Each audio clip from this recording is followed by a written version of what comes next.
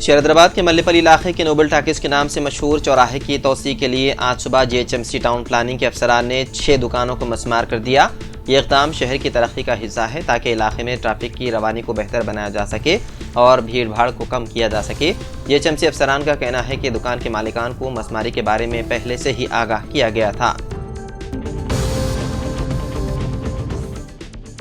रियासत हरियाणा में वोटों की गिनती का अमल जारी है। रुझानात में बीजेपी बहुत आगे दिखाई दे रही है और कांग्रेस पीछे है। कांग्रेस लीडर्स ने इलेक्शन कमीशन पर सवाल उठाते हुए कहा कि इलेक्शन कमीशन वेबसाइट पर डेटा नहीं दिखा रहा है। कांग्रेस जनरल सेक्रेटरी जयराम रमेश ने सोशल मीडिया पर लिखा कि बीजेपी पुराने और गुमराहकुन रुझानात को शेयर करके इंतजामिया पर दबाव डालने की कोशिश कर रही है।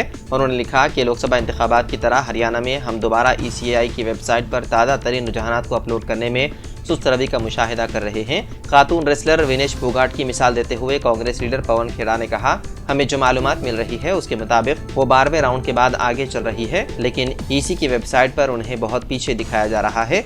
इस सिलसिले में कांग्रेस की जानिब से इलेक्शन कमीशन से की गई शिकायत।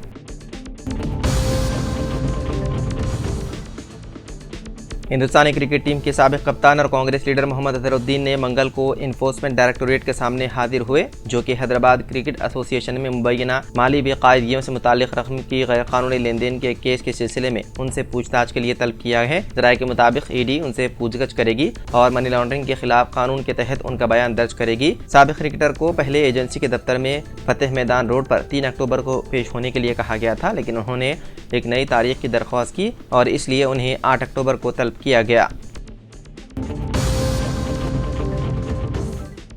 पहलवान और कांग्रेस उम्मीदवार विनेश फोगाट ने हरियाणा की जोलाना असेंबली सीट से जीत हासिल कर ली। उन्होंने सख्त मुकाबले में बीजेपी उम्मीदवार योगेश कुमार बैरागी को 6140 वोटों से शिकस्त दी है।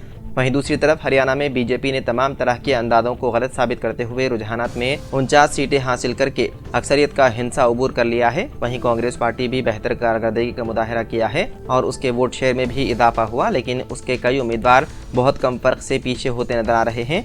कांग्रेस पार्टी की बरतरी अब 35 तक महदूद रह गई है। इलेक्शन कमीशन की वेबसाइट के मुताबिक ऐसी 13 सीटें हैं जहां पर कांग्रेस के उम्मीदवार महज 5000 के फर्क से पीछे चल रहे हैं। यानी रियासत में अभी तस्वीर पूरी तरह साफ नहीं है और किसी भी वक्त उलटफेर मुमकिन है।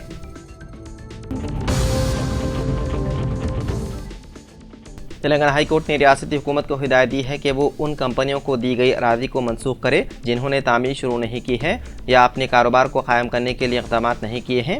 ये हिदायत चीफ जस्टिस आलोक अरादे और जस्टिस जे श्रीनिवास की क़ियादत वाली डिवीज़न बेंच ने campaign for housing and tenurial rights की तरफ से पेश की गई मफाद आमा की अर्जी की समाअत के दौरान जारी की, जिसकी नुमाइंदगी उसके सेक्रेटरी S जीवन कुमार ने की। अदालत ने खास तौर पर मुतादिद कंपनियों की निशानदही की है, जिनमें Indu tech zone private limited, Brahmani infratech private limited, Stargaze properties private limited, Ananta technologies limited और JT होल्डिंग प्राइवेट लिमिटेड शामिल हैं।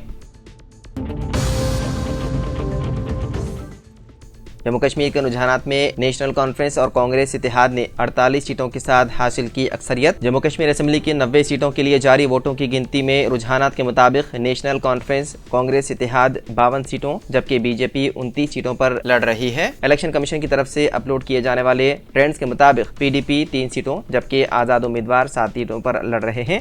नेशनल कॉन्फ्रेंस 42 सीटों जबकि कांग्रेस 6 सीटों पर लड़ रही है।